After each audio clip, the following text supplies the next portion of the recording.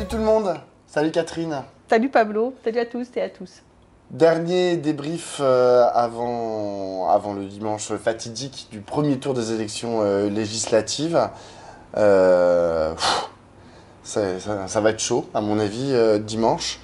Je le dis en souriant mais en fait je ne souris pas du tout. Je suis très inquiet par ce qui peut se passer. On voulait revenir ensemble sur cette campagne éclair, hein, sur cette très courte campagne voilà, du fait d'Emmanuel Macron qui a décidé ça à l'emporte-pièce après les scores des élections européennes.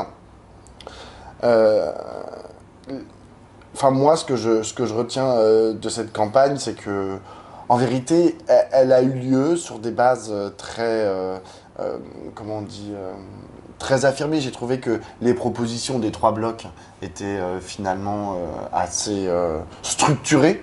Le bloc de gauche s'est rassemblé très rapidement pour faire face au péril fasciste, hein, au péril d'extrême droite. Beaucoup ont dit oh là là, c'est extraordinaire de voir François Hollande et Philippe Poutou dans le même bateau, etc. En vérité, c'est assez logique. Ah oui. Cette logique en fait de front populaire contre le fascisme est quelque chose qui a déjà eu lieu dans l'histoire, et d'autre part la gauche se rassemble lorsqu'il faut faire front. C'est Society qui titrait cette semaine enfin un front pour qui on a envie de voter. Ils ont tout à fait raison. C'est ça en fait c'est ça le front populaire en fait. C'est de dire ok, on a des énormes divergences, mais on a une chose en commun au moins. Au-delà des questions de progrès, etc., sur lesquelles on n'est pas tout à fait d'accord entre François Hollande et Philippe Poutou, voilà, c'est pas tellement la même notion de progrès, mais il y a cette faire face au Rassemblement national et à l'extrême droite. Après, tu as le bloc central qui a défendu, qui a essayé de défendre son bilan. Hein. Pour l'instant, il est crédité d'environ 20% dans les sondages. Ils ont essayé aussi d'apporter des perspectives. On ne peut pas dire que ça ait vraiment percé le mur du son. Hein. Je serais bien incapable en fait de donner une proposition ou une direction particulière à ce qu'ils veulent faire dans les prochaines années s'ils ont une majorité, ou même la façon dont ils veulent gouverner différemment. Hein. Je veux dire, on a entendu dire que le président de la République, Emmanuel Macron, avait changé. Ah bon? Mais qu'est-ce que... Déjà, il l'avait déjà dit. Il l'a proclamé. Il l'a proclamé, exactement, mais bon, c'est super, mais on ne sait pas changer en quoi, en fait. Qu'est-ce qui va changer dans sa pratique du pouvoir à l'Élysée? Et ensuite, ils ont continué en fait à dire en fait tout ce qu'on a fait depuis 2017, vous n'avez pas très bien compris, mais en fait c'était super, on a créé des emplois, blablabla, et on a traversé des crises, donc c'est normal qu'on ait une dette importante. Voilà, en gros ce qu'ils nous ont raconté, avec en fait la prolongation dans les propositions qu'ils ont faites de tout ce qu'ils ont déjà mis en œuvre, notamment une politique classique de l'offre, une politique, ce qu'on appelle une politique pro-business. Et puis l'extrême droite, elle aussi, elle a été exactement là où on l'attendait, c'est-à-dire que sur les questions sociales, elle s'est reniée. Par rapport aux promesses qu'elle avait pu faire, non mais à ses électeurs. Moi je suis désolé, mais pendant la réforme des retraites, et notamment la mobilisation contre la réforme des retraites, il y avait des sondages qui disaient, et d'ailleurs on en avait parlé à Regard, qui indiquaient qu'il y avait beaucoup de gens qui voyaient dans le Rassemblement national un débouché aux mobilisations contre les retraites. Force est de constater qu'ils ont mis beaucoup d'eau dans leur vin, tellement qu'aujourd'hui on ne peut plus vraiment dire que le projet qu'ils portent en la matière est fondamentalement différent de celui qui est porté par Emmanuel Macron. Et en parallèle de ça, a explosé en l'espace de 3 semaines une parole raciste. Enfin, je veux dire, les dizaines de candidats qui ont été épinglés, notamment par le journal Libération du Rassemblement national, qui tiennent des propos qui antisémites, qui homophobes, qui racistes, voilà, existent et structurent finalement ce mouvement, ce parti d'extrême droite. Ça a atteint, je trouve, un paroxysme hier avec Roger Chudeau, qui est un député sortant du Rassemblement national, qui est pressenti pour être ministre de l'Éducation nationale. Au Rassemblement national, il l'appelle le Monsieur Éducation. Hier, il a dit des horreurs sur BFM en expliquant que Najat Vallaud-Belkacem était franco-marocaine et donc elle avait une double allégeance et qu'elle n'aurait pas dû être ministre de l'Éducation nationale, ou plutôt c'était parce qu'elle était franco-marocaine qu'elle a voulu imposer, je cite, l'arabe en classe de primaire. Voilà, complètement raciste, une obsession en fait des Arabes, de l'islam, qui est, voilà, comme l'a résumé, je vais citer Gabriel Attal, une fois n'est pas coutume, mais comme l'a résumé Gabriel Attal dans le débat qui a eu lieu jeudi soir sur France 2, le Rassemblement national, c'est sujet, verbe, immigration. Ils ne peuvent pas s'empêcher. Ils relient tout en fait à la question migratoire, les questions économiques, les questions de sécurité, les questions discriminatoires. Enfin, je veux dire, tout est les questions d'égalité homme-femme, tout est ramené à la question de l'immigration et du racisme.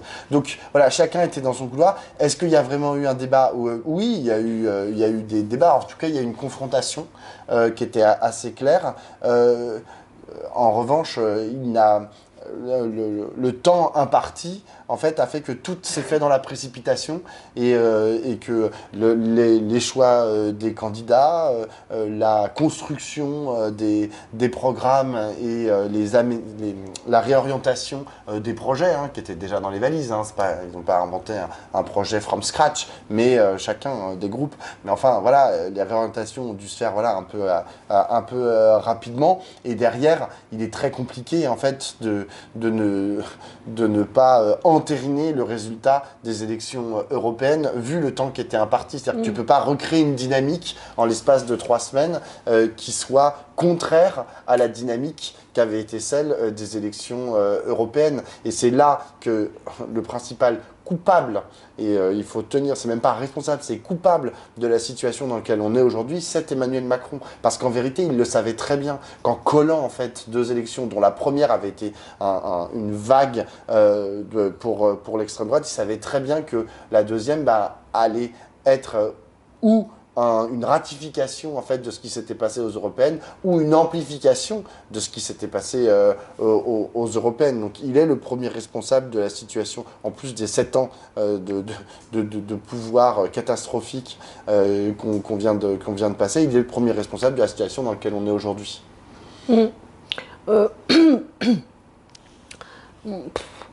Je valide tout ce que tu as dit et je vais le nuancer. C'est-à-dire qu'en fait, je trouve que le pouvoir macronien, évidemment, n'a rien dit de neuf. Ils arrivent avec leur bilan et leurs projets dans les valises.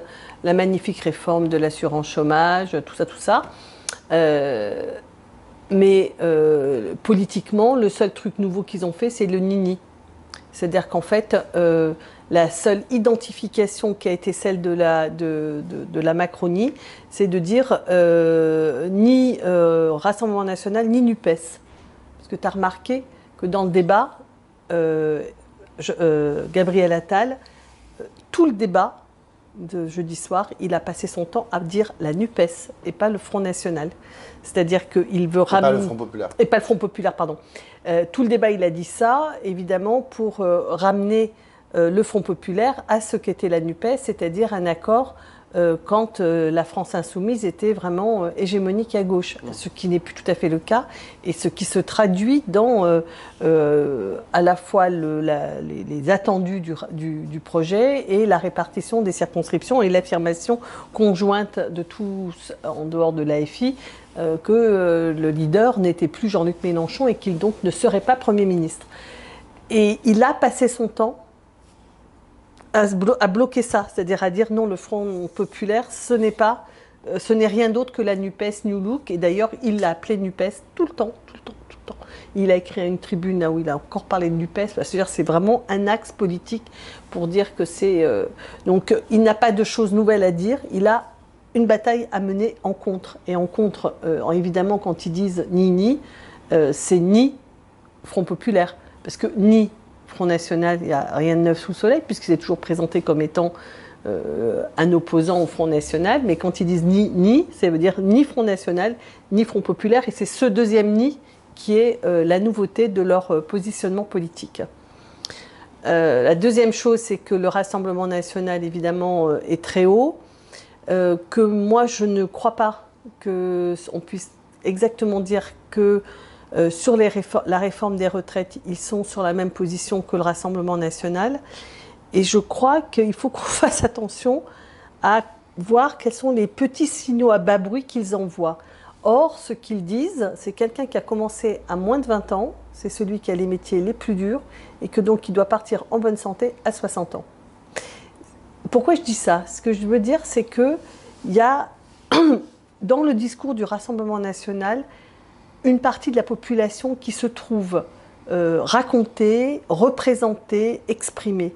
Et le problème, c'est qu'ils sont un peu les seuls à le faire. Donc moi, je pense que le succès qu'ils rencontrent doit nous interroger. Ce matin, j'ai écrit un papier pour la newsletter. Je vous recommande de vous y abonner gratuitement, elle est tous les jours. Et j'écrivais un papier dans lequel je parlais notamment des selfies. Tout le monde a beaucoup moqué les selfies de Marine Le Pen et de Jordan Bardella. Mais quand ils postent les selfies qu'ils font partout en France, ils représentent, ils se mettent avec le peuple dans des villes, dans des villages, sur des places que l'on ne voit pas. C'est-à-dire qu'ils donnent à voir quelque chose qui n'est pas vu. Moi, je pense que c'est très très important cette histoire d'être dans la photo France. C'est-à-dire que le Rassemblement national met dans la photo France, alors il ne met pas toute la France, il ne met pas les banlieues populaires, ils ne vont pas les faire des selfies dans la Gay Pride, tout ça c'est tout à fait exact, mais ils mettent dans la photo France des gens qui ne sont pas présents. Et que, enfin voilà, moi je pense qu'il faut comprendre, je pense qu'on va avoir moult écrits d'analystes, d'intellectuels, de sociologues, etc., d'historiens, qui vont essayer de comprendre qu'est-ce que c'est que la vague qui vient du Rassemblement national. Et pour moi, dans les enjeux de ce qu'ils vont rassembler, c'est qu'ils parlent de gens dont on ne parle pas. Et ils donnent à voir. Alors, c'est pour ça que je suis tout à fait d'accord que ils ont, sur le reste, ils se sont ralliés à la ligne pas seulement macroniste, parce que Macron c'est 43 années de cotisation. Eux, ils continuent de dire 42 années de cotisation. Donc, ils sont sur la ligne hollandaise. Non, on peut dire. En fait, ils disent il faut 42 années de cotisation si vous avez commencé à travailler après 20 ans. Avec un âge pivot de 62, sauf pour les carrières longues. Voilà, mais donc c'était avant la réforme. Quand je veux dire, quand la gauche dit je vais annuler la réforme de Macron, elle revient à 42 ans de cotisation et 62 ans, l'âge de départ possible à la retraite. L'ouverture du départ possible. Ouais. En fait, c'est ça qu'ils proposent, à peu près, et pas... sauf, je crois qu'ils disent 43 ou ils disent 43 42, années. 42 ils disent 42 années. Bon, bah voilà, donc ils sont pas... Enfin voilà, moi si on raconte des salades, on ne peut pas comprendre pourquoi ça marche, tu vois. J'ai même allé plus loin dans ce que tu racontes parce que j'ai eu l'occasion de faire un débat avec Jean-Philippe Tanguy, qui est un député du Rassemblement national. Qui n'est pas le dernier des couteaux, hein. Il est bon, ce garçon. Et en fait, ce qu'il racontait sur cette question de la retraite, parce qu'on lui disait, voilà, quelqu'un qui... C'était l'exemple qui avait été donné à Jordan Bardella la veille dans un débat. Quelqu'un qui commence à 24 ans, ben oui, il finit à 66. Et en fait, il a dit, Oui, il partira à 66 s'il commence à travailler à 24 ans. Mais nous, avec toutes ces annuités. Avec toutes ces annuités, parce qu'il y a un âge pivot à 62. Voilà, à partir de 62, il peut partir.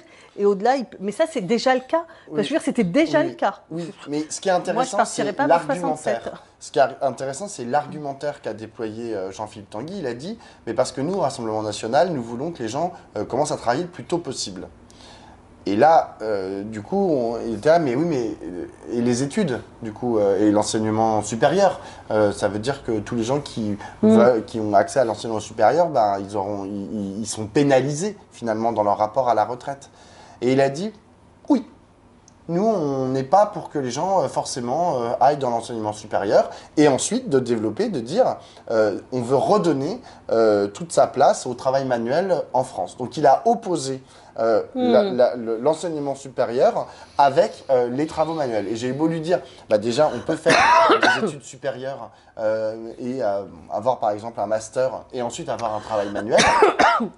Tout ça lui était totalement étranger, tu vois. Et il a dit, oui, et le problème, c'est que l'université, l'enseignement supérieur a passé son temps, ça fait 50 ans en fait qu'on fait des promesses aux gens qui rentrent dans l'enseignement supérieur qu'ensuite ils vont avoir un master et ensuite ils vont avoir un travail. Mais en fait, non. En fait, ça marche pas. Quand tu fais une fac d'histoire, un master d'histoire, bah, après, tu trouves pas de taf. Donc, t'es postier. Voilà, comme un célèbre postier. Exactement. Et lui, il dit, eh bien, nous, on préférera qu'il fasse 2 ans de formation pour devenir, il a cité boulanger, il a dit, il lui a parlé de boulanger, et ensuite, bah, du coup, il pourra commencer à travailler à 20 ans.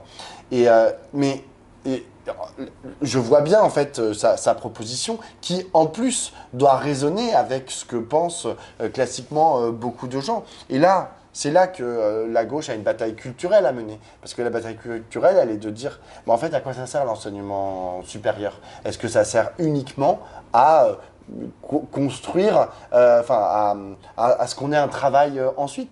Bah non. En fait, l'enseignement supérieur, ça sert à avoir des jeunes adultes qui sont ouverts sur le monde, qui sont curieux et qui ne sont pas forcément effectivement hyper propres à rentrer sur, comme il le disait, le marché du travail. Mais ça, il n'en a rien à foutre. Ça ne l'intéresse pas. Il ne veut pas avoir une... Oui, mais j'entends bien, je suis tout à fait d'accord. En fait, je cherche des manières de contrer et de dire c'est important. Je comprends bien. Non, mais oui, tu as raison. Mais ce que je veux dire, c'est qu'il va falloir... Moi, je pense qu'il va falloir bosser parce que le problème de la déception quand on rentre sur le marché du travail et quand on a fait 4 ans, 5 ans d'études à l'université, que d'une certaine manière, on s'est fortifié dans son autonomie de pensée, d'analyse critique, etc., et qu'on a un travail qui n'est pas un travail autonome, bah, c'est compliqué, quoi, si tu veux. Ce côté, je ne sais plus qui c'est qui en parlait, mais j'ai entendu un sondeur qui parlait de ça, de la déception des jeunes au moment de l'entrée sur le monde du travail.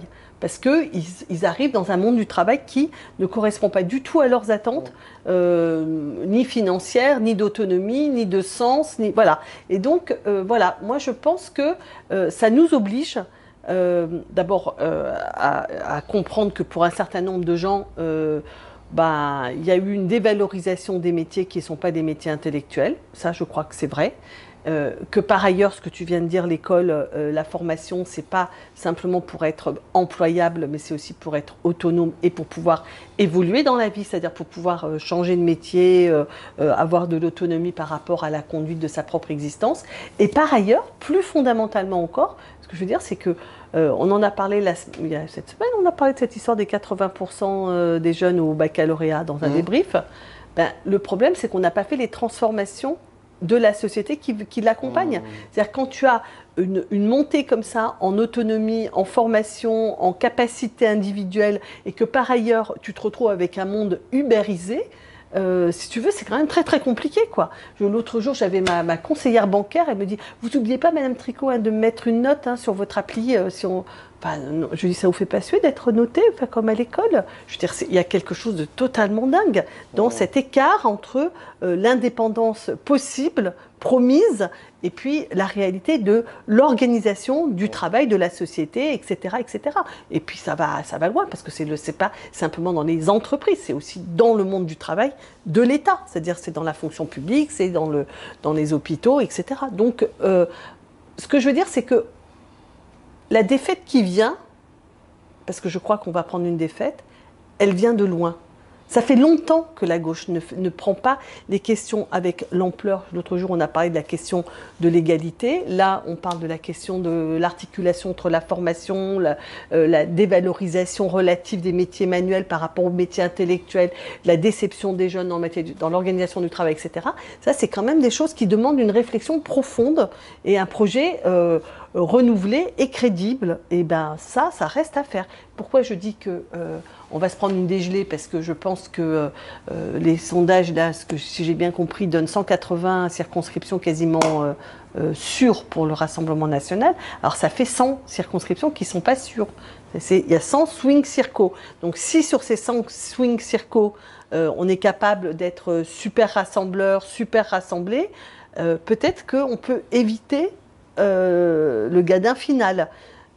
Bon, mais ceci étant, de toute façon, s'ils font 180, au secours, quoi. C'est-à-dire qu'il y a quand même quelque chose qu'on n'a pas su contrer. Bon, donc de toute façon, moi, j'estime qu'il y a une interpellation pour la gauche à l'issue de ces élections qui va être... il faut que la gauche réfléchisse à son projet, à ses formes d'action, à son organisation politique, enfin, à ses organisations politiques. Bon, nous, on va préparer le numéro d'été avec ces questions-là, quoi. Et d'ailleurs, en parlant de ça, en parlant des propositions de la gauche, lorsque le programme de la NUPES, donc, qui est un programme réduit par rapport à ce qu'avait été le programme du Front Populaire. Voilà, Gabriel Attal sort de ce corps. Le programme du Front Populaire est sorti et justement, il était réduit par rapport à celui de la NUPES, ils avaient quand même eu un peu plus de temps pour l'élaborer. Pas beaucoup plus. Pas beaucoup plus, mais... Enfin, c'était le programme de Mélenchon appliqué. Oui, donc ça, ils avaient... Mais c'est ça qui est intéressant, et surtout dans les lignes de force en fait qui ont été portées ensuite par les différents porte-paroles dans la campagne. Et ben, je trouvais vraiment c'était hyper intéressant et je le valide des deux mains, tu vois. Mais en même temps, je me dis c'était vraiment la proposition keynésienne classique. C'est ce qu'a dit Olivier Faure hier dans le débat. Ouais. Très clairement, il a dit c'est une proposition keynésienne. Ouais, mais on est en 2024, tu vois. Et je dis pas que genre la proposition keynésienne est absurde, genre c'est intéressant de faire des propositions économiques contracycliques, etc. Mais enfin, le monde a un peu évolué, tu vois. Et par exemple, alors bon, personne n'a osé le faire dans la presse de gauche, tu vois, mais personne n'a titré, vu l'urgence en fait de l'extrême droite en face, l'écologie grande absente de ce... Tout le monde s'en branle de l'écologie. Enfin, je veux dire, là, c'était vraiment pas le sujet, quoi. Genre, t'as entendu des gens parler d'écologie, tu vois, à part pour dire, ouais, vous êtes pour le nucléaire, alors que les autres, ils sont contre le nucléaire. Non, moi, je suis pas tout à fait d'accord. Pas tout à fait d'accord. J'ai trouvé que, justement, dans l'approche keynésienne, il y a quand même l'idée d'avoir des investissements qui ont été chiffrés à 30 milliards pour la transition écologique. Non. En fait, je suis d'accord que toi, ça peut exister. Je trouve pas que ça fasse la rue Michel, au sens où ça fait pas un projet de société dans lequel chacun peut se représenter lui-même et collectivement, mais c'était pas totalement absent du peu d'éléments qui soient ressortis de ce... Moi, je trouve que... De toute façon, on s'en fout, non ? Ben oui, exactement. Non, on va pas voter pour le programme. Mais exactement. Non, mais on va pas voter pour le programme et à vrai dire... C'est mieux de savoir que la gauche est de gauche, quoi. Et à vrai dire, là, le projet, c'est juste de dire, genre, en fait, on est une alternative à l'extrême droite. Enfin, vraiment, c'est juste ça, l'objectif. Donc, en fait, tout ce qu'il raconte, bah, nous, on le raconte en négatif, quoi. Oui, Plutôt en positif. Et un truc dont on n'a pas encore parlé, mais c'est quand même ce racisme qui prend des proportions. Il y a eu la question des binationaux, qui est une question mais scélérate, qui a été balancée dans le débat. Rappelle-moi, c'est qui avait proposé de déchoir les... La nationalité. Ben non, je me souviens plus. Oh non, c'est pas grave, parlons d'autre chose. C'était Hollande. Non, mais bien sûr c'était Hollande. Non, mais je veux dire... Enfin bon, oui, il faut repartir sur le socle, c'est ça que je veux dire. Oui, je suis d'accord avec toi. Non, mais on est bien d'accord, tu vois. Mais, on peut se le dire à regard, personne ne regarde. Oui, exactement. Et ce qui a été donné aussi à voir dans cette campagne, c'est quand même le racisme fondamental, en fait, qui structure la pensée de l'extrême droite. malgré tout leur ripollinage et leur tentative de dédiabolisation depuis des années, chasser le naturel, il revient au galop. Et en fait, ils n'ont pas pu éviter en fait cet écueil-là. Et la question de la binationalité est une question mais qui pue en fait le racisme et depuis des années. C'était d'ailleurs une question qui était chère à Jean-Marie Le Pen. Il y a des vidéos de lui qui sont ressorties des années 60 et 70 où il soupçonne notamment des juifs, un ministre juif. Ah, comment il s'appelait? J'ai oublié son nom. Ah, C'est zut. pas Alain Gros, c'est pas Non, je c'est sais, faux. je sais. Parce qu'il y a un nom qui Non, commence à- ça commence par un D. Ah, zut. Et bon, je ne sais plus. Ça va me revenir. Et il le soupçonne, en fait, il lui demande s'il est binational, juste parce qu'il est juif. Et en fait, c'est ce type de tropes qui sont réactivés en fait à certains moments parce que fondamentalement c'est ce qu'ils sont, et c'est à mettre en parallèle avec la montée de l'intolérance et du racisme dans notre pays, dans la société, qui a été mise en lumière par un rapport qui est sorti jeudi de la Commission nationale consultative des droits de l'homme, la CNCDH, qui est une autorité administrative indépendante validée par les Nations Unies, qui a montré, en fait, ils font des études tous les ans, et qui a montré que il y avait une baisse de 3 points de la tolérance, que 52% des sympathisants du Rassemblement national et 25% des sympathisants des LR se déclaraient racistes, c'est-à-dire que vous pouvez ajouter à tous ceux qui sont racistes mais ne le déclarent pas. Donc il y a quelque chose de très inquiétant en fait à ce niveau-là du rapport en fait que les gens ont avec l'autre, avec un grand A, et contre lequel il va falloir aussi que la gauche développe des imaginaires en fait et des perspectives pour qu'on puisse tous vivre en commun. Parce que sinon, si le racisme commence à prendre terreau dans notre société et commence à être structurel pour penser la France, on va dans le mur, quoi. Enfin, je veux dire, déjà que c'est compliqué, déjà que le racisme est une réalité depuis maintenant, depuis toujours, et que c'est toujours le cas en France. Mais si maintenant, la façon dont les gens maintenant le disent en fait ouvertement, avant ça existait structurellement, le racisme dans l'emploi, dans l'administration, il y avait énormément d'endroits de notre société qui étaient travaillés par cette question du racisme.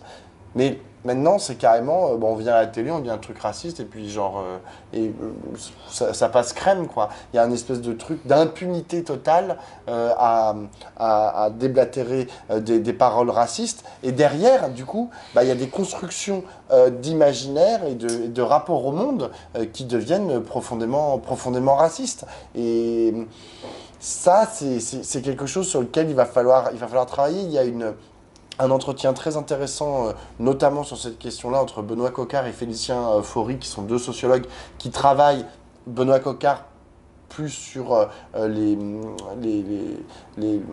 zones périurbaines dans l'est de la France, et Félicien Faury qui travaille sur l'électorat Rassemblement national du sud-est de la France. Tous les deux, avec leurs mots, parfois ils sont pas super d'accord, etc. Mais ils parlent de cette question de la structuration raciste en fait de cet électorat, de la façon dont il y a un travail en fait du racisme. Alors eux, ce qu'ils disent, c'est le déclassement, cette façon d'être des majoritaires qui se voient minoritaires. Moi, je rajouterais quelque chose à leur analyse, c'est on a beaucoup parlé des gens qu'on oubliait, que la gauche avait oublié, que l'État avait oublié, que les politiques avaient oublié, etc. Mais il faut aussi mettre ça en rapport avec la machine industrielle à produire du racisme de façon pleinement consciente, qui porte différents noms, mais notamment un des plus grands noms, c'est Bolloré. C'est-à-dire que maintenant, il y a des industriels du racisme qui réussissent en fait à orienter une partie de l'opinion publique avec des objectifs, des agendas politiques et notamment via des chaînes comme CNews, des journaux le JDD ou d'autres comme Valeurs Actuelles, hein, même si c'est, enfin, je veux dire, même si c'est pas Bolloré. C'est quelque chose d'absolument terrible, surtout que c'est relayé par les réseaux sociaux. Il y a quelque chose aussi, la décomplexion de la parole raciste, notamment, elle est passée via les réseaux sociaux. Des réseaux sociaux dont, je le rappelle, le contrôle des algorithmes n'est pas quelque chose qui est mis en commun ou qui est public. Enfin, je veux dire, Twitter, devenu X, appartient à Elon Musk, et on a vu le passage, en fait, le changement de propriétaire il y a quelques années qui a complètement fait exploser le nombre de paroles violentes, antisémites, racistes, sexistes et homophobes sur ce réseau. De la même manière, sur Facebook, ça a été largement documenté, notamment en 2016 aux États-Unis, la façon dont se propage le complotisme et dont il se structure aussi le complotisme, dont il avance par tâches d'huile et par groupe, etc. Et quelque chose auquel il va falloir qu'on pense très sérieusement, très rapidement, qu'on y apporte des réponses qui ne peuvent pas être on va couper Twitter ou on va couper Facebook ou Instagram ou je ne sais quoi. Enfin, c'est pas possible, mais on peut pas laisser faire ça. Parce que encore une fois, je pense que la montée en puissance du racisme dans notre société, c'est certes parce que genre on a oublié, etc. Puis il y a on a oublié certaines personnes dans leur identité et dans leur façon de vivre et d'être, et que la parole du Rassemblement national et de l'extrême droite est venue apporter une perspective à ce qu'ils étaient, mais en même temps, il y a des industriels, il y a des gens en fait qui savent très bien construire de la parole raciste, et eux aussi, il va falloir les arrêter. Bon, le chemin va être long parce qu'en fait, je suis d'accord avec ce que tu dis sur le fait qu'il y a une machine idéologique à fabriquer le racisme. Je pense qu'il y a une machine pratique à le fabriquer. Je pense que le séparatisme territorial, scolaire, de mode de vie, etc., est une machine à fabriquer du racisme. Et c'est certain que sa représentation est quelque chose qui le structure et lui donne des mots qui permettent le passage vers le politique, mais dans la vie, on voit bien que les quartiers populaires et les banlieues populaires où vivent des gens d'origine différente ne sont pas celles qui votent Front National, ou de façon très minoritaire. Les grandes villes cosmopolites ne sont pas celles qui votent Front National. C'est-à-dire qu'il y a bien ce séparatisme, mais ce séparatisme, il n'est pas simplement entre les grands ensembles et le reste. Moi qui suis urbaniste, je suis par exemple obsédée par toutes ces petites mini-espaces privatifs. On fait une petite copropriété avec son impasse, sa raquette de retournement, comme ça on vit entre soi, l'entre-soi. Et il y a un papier d'Abel Mestre dans le Monde de ce soir qui dit une formule que je trouve assez juste. Il dit « La proposition du Front National, c'est l'ordre du semblable ». C'est-à-dire c'est une proposition d'ordre, une société en ordre entre semblables, entre gens qui se ressemblent, qui ont la même mode de vie, qui auraient la même histoire, qui se représentent le monde de la même manière, le semblable.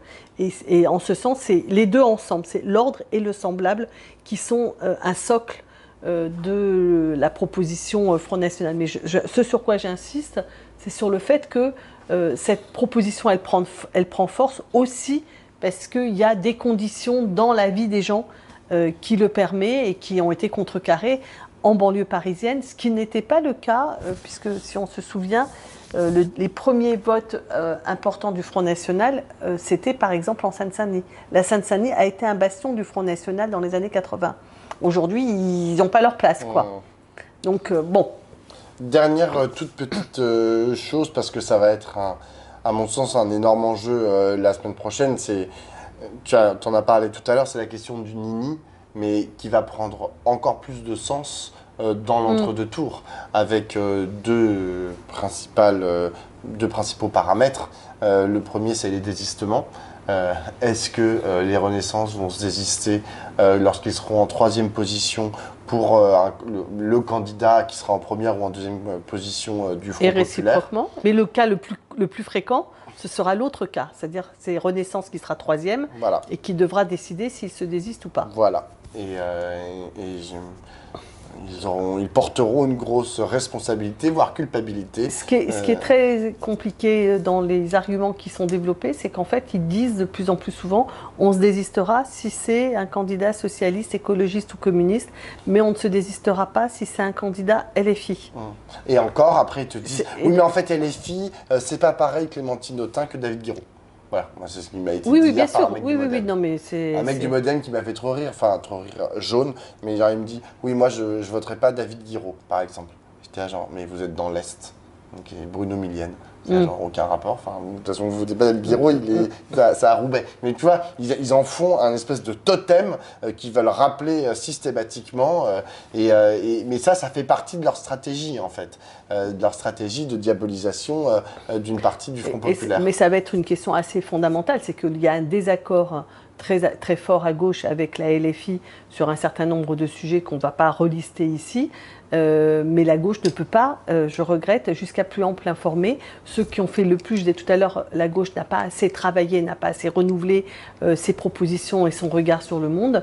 Ceux qui l'ont fait le plus, je dirais en termes de propositions, de formes d'action, etc., c'est la France insoumise. Alors je valide évidemment pas du tout le pied sur un ballon avec la tête du ministre du Travail, ça c'est honteux absolument. Je valide pas les chants dans l'Assemblée, etc. Mais je trouve que, je sais pas moi, Louis Boyard, quand il fait ses fêtes, ses festi-manifs, là, je sais pas quoi. Festival. Je sais plus comment le nom qu'ils ont donné, mais c'est. Enfin, je trouve qu'ils tentent des trucs. Et de fait, ils parlent à une partie de la population que la gauche n'atteint pas. Donc, bon, on le sait, hein, c'est les banlieues et les jeunes de moins de 35 ans, ou bien ça vote FI, ou bien ça vote extrême droite. Donc, on ne peut pas réduire notre réflexion aux choses exécrables, hein, parce que ce n'est pas simplement des excès. Je veux dire, je pense qu'il y a une idée de la culture, du combat politique porté par l'AFI qui est totalement opportuniste.